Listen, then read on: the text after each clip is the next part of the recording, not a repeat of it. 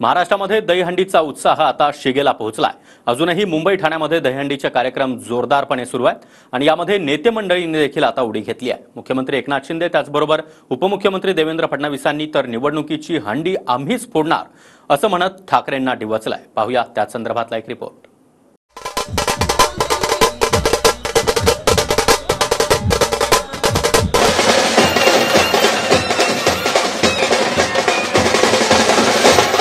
मुंबई आणि ठाण्यात गोविंदांनी थरावर थर लावत दहीहंडी उत्सवाचा थरार दाखवला।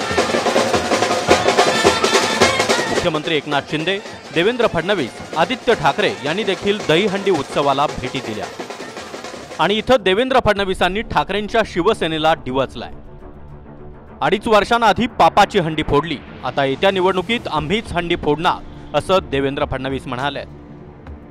आपल्याला माहिती आहे या ठिकाणी 2.5 वर्षापूर्वी शिंदे साहेबांनी आणि आम्ही एक पापाची हंडी फोडली आणि त्यातनं महाराष्ट्रामध्ये एक पुण्याची हंडी उभारली।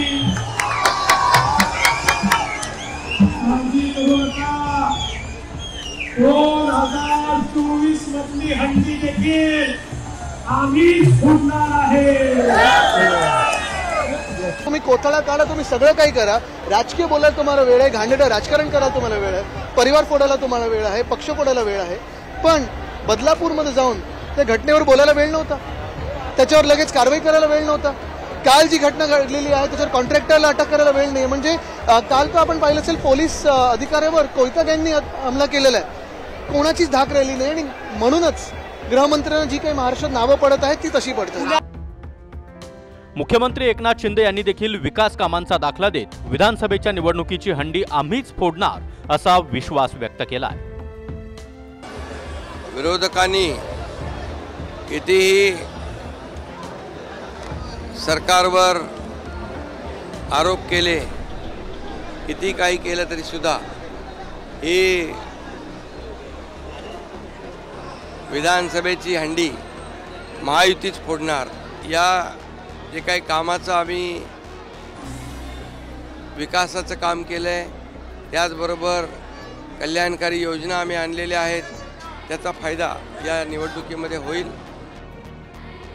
येत्या 2-2.5 महिन्यामध्ये विधानसभेच्या निवडणुका आहेत, त्याआधी राजकीय पक्षांकडून दहीहंडीच्या उत्सवाचं जंगी आयोजन करण्यात आलंय आणि दहीहंडीच्या कार्यक्रमातून देखील राजकीय बाण सुटले।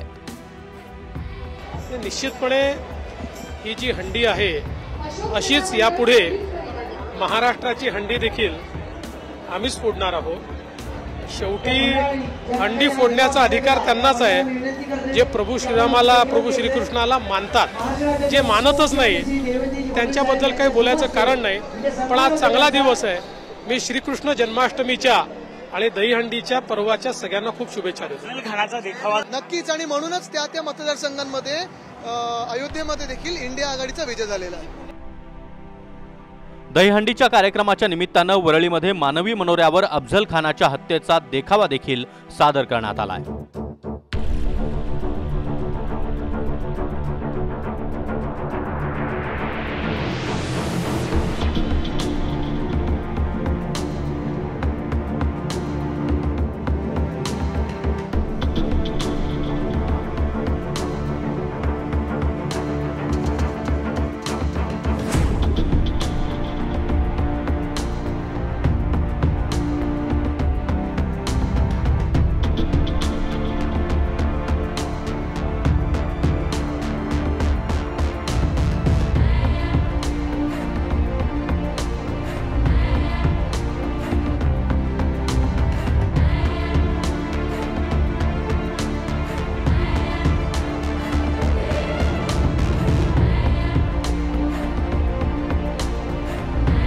Bureau report, TV9 Marathi.